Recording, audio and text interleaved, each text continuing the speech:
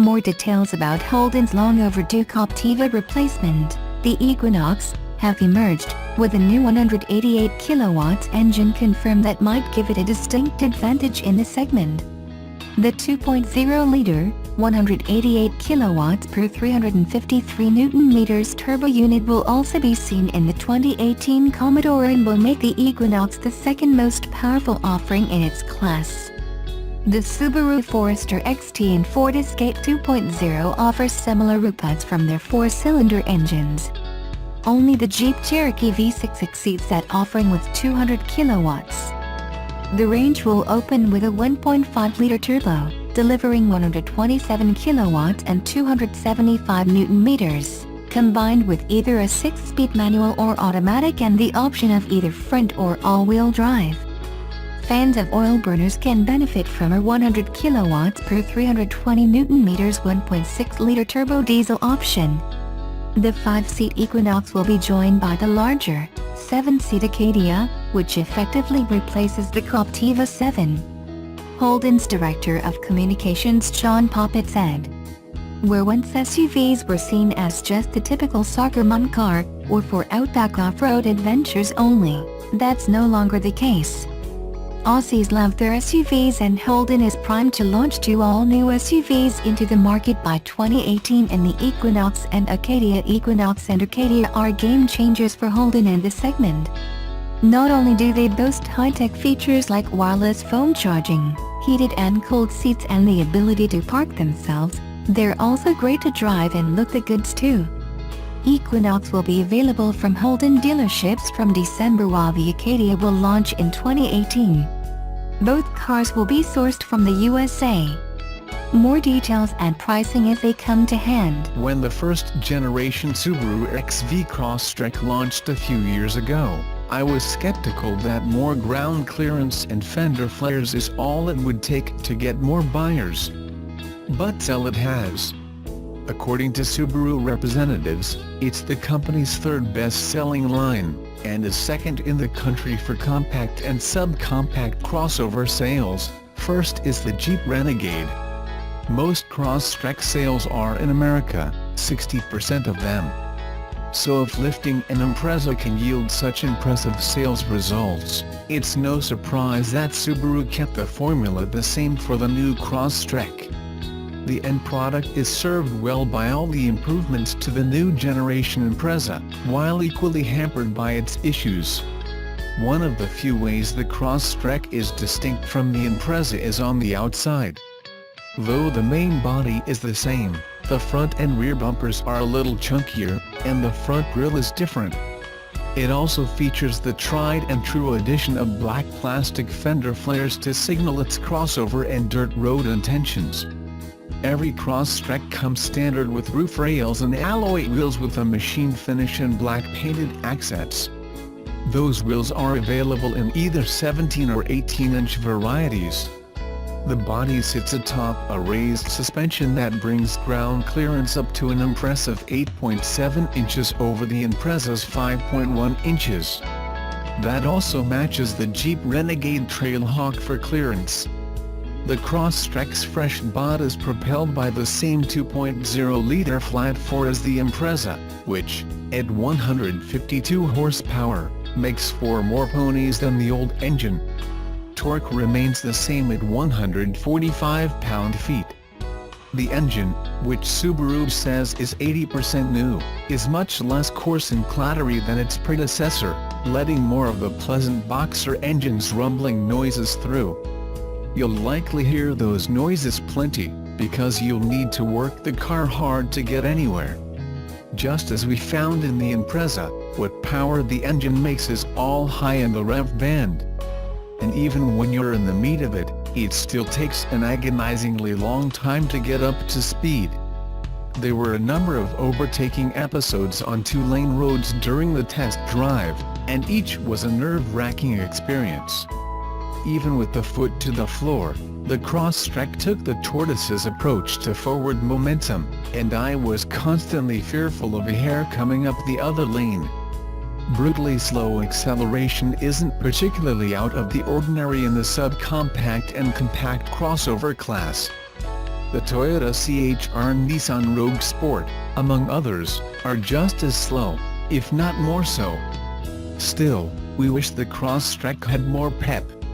If Subaru could just stick a small turbo on this engine and bring horsepower and torque closer to 200, all these complaints would go away. Besides being just as slow as the regular Impreza, or possibly slower, we're not sure exactly since Subaru didn't release 0 to 60 mph times for either model. The Crosstrek gets worse gas mileage than the low-riding version. With the new 6-speed manual transmission, which is now available on both the base trim level and the premium version, it gets 29 mpg on the highway and 23 mpg in the city. The CVT, available on every trim level, improves to 33 mpg highway and 27 in the city. But the Impreza, with just a 5 manual, manages as much as 32 on the highway and 24 in the city. The CVT-equipped Impreza will do up to 38/28. The good news is that when you're not going foot to the floor or for ultimate fuel economy, the Crosstrek is a good driver. Inside, wind noise is nearly non-existent, and only on particularly rough concrete or dirt roads would we hear any commotion from below. The ride quality is very good, muting most small bumps, and reducing big ones to minor hiccups in the cabin. The drawback is a hint of floatiness and some noticeable body roll. The Crosstrek trades its old 16:1 steering ratio for the new Impreza's 13:1 rack. That allows the Crosstrek to change direction with little input from the helm, and the car turns in quickly with plenty of grip. It's a shame the steering wheel is completely numb and the weight feels a bit too light and artificial. All Crosstreks now also feature torque vectoring on the front wheels, which works by applying some braking force to the inside wheel to send power to the outside, which undoubtedly helps too. The added ground clearance also makes it easy to tackle rough service roads and trails to campsites. It's complemented by Subaru's X mode, a feature that's only available on CVT-equipped Crosstreks. It works at speeds under 25 mph and softens throttle response and adjusts how the traction and stability control work to improve traction over slippery and rough surfaces. The reduced throttle sensitivity was very noticeable, and if nothing else, it did help keep from getting overexcited and blasting over large rocks and ruts. More impressive than the throttle and traction tweaks was the hill descent control that activates with X mode. We had the opportunity to try it on a gravel hill at a rock quarry. After climbing up the massive mound of rock chunks, we descended what Subaru said was a 20% grade. That may not sound like much, but from the driver's seat facing down, it's pretty darn steep, and the hill descent control was never once fazed by it. It lowered us down the hill slowly and safely. The Crosstrek, since it's a car at heart, won't ever be as capable off-road as a real SUV with a low-range transfer case, but it can do a lot more than you might expect. The excellent visibility shared with the new Impreza makes it even easier to place the Crosstrek. Pillars are slim, and the front seats are up high. The passenger seat, which isn't adjustable for height, is almost too high. In the sunroof-equipped models, this editor was scraping the ceiling. The driver won't have this issue, though, as both the driver's seat and steering wheel have a wide range of adjustments for height and reach, making it easy to find a comfortable position. It's unfortunate that the Crosstrek's seats are so flat and unsupportive. They have a decent amount of cushion, but without the support, we could see them getting a tad uncomfortable on a long trip.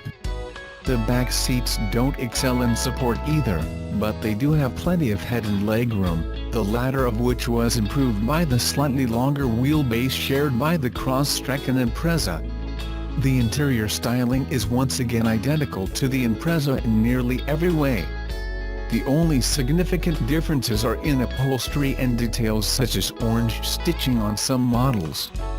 This isn't a bad thing, since the dashboard is much more sculpted and modern than the dated design of the previous model. However, it retains most of the simplicity of the old car. The climate control is always adjustable via big simple knobs and buttons. Large shortcut buttons on the center stack allow you to easily jump to parts of the infotainment system you use frequently, and there are knobs for the volume and tuning. The touchscreen interface is similar to Apple CarPlay and Android Auto, both of which are included, in that it uses large icons and pages to organize functions and apps. Subaru also offers apps to download for the Subaru system, including Yelp, Magellan Navigation, and, we're not making this up, a bird-watching app. The infotainment can also be hooked up to an optional Harman Kardon sound system, but only the serious audiophiles should consider it. The premium and limited standard 6-speaker system works surprisingly well, and even has good bass. Subaru didn't have a bass model with a 4-speaker version on hand to test. Subaru naturally offers its EyeSight safety system on the Crosstrek too. With it comes lane keeping assist, automatic emergency braking, adaptive cruise control. Subaru even offers reverse automatic emergency braking, so if something is behind you as you're backing up and you don't see it, the car will stop itself to prevent a collision. Both of these safety features are optional, though, and only available on higher trims. EyeSight is only offered on Premium and Limited, while reverse automatic braking is only available on Limited. Cargo space is also the same as the Impreza hatchback. There's 20.8 cubic feet available behind the rear seats and 55.3 with the seats folded. That puts it ahead of many subcompact crossovers such as the Jeep Renegade, Mazda CX-3, Chevrolet Trax, and Toyota CHR, but still behind Nissan Rogue Sport and Honda HR-V, as well as virtually every single crossover from the slightly larger compact class. As far as pricing goes, the Crosstrek is bang on with the subcompact set.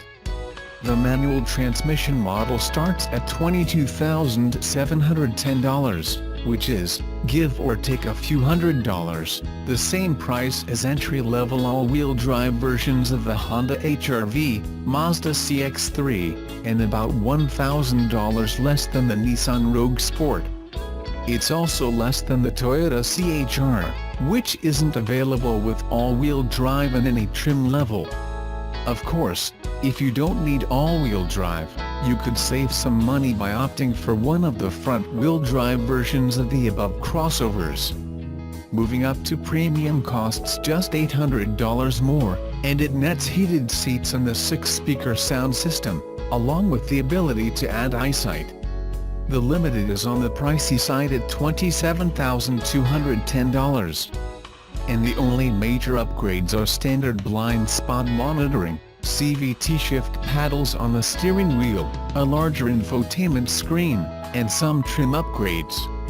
We would probably skip this model, especially since at $27,000, larger compact crossovers become much more alluring thanks to more space, and often more power. Overall, the Subaru Crosstrek is a solid little car that lives and dies by its Impreza base. The weak powertrain really brings it down, but it still has the Impreza's usable space and maneuverability with a dash of crossover flair and comfort. Add in its dirt trail capability, and it becomes a great option for someone looking for a small, practical car that won't quit when the going gets a little rough, or even for someone who just wants the look of a car like that. Because of that, we expect Subaru will sell plenty more Crosstreks in the next few years.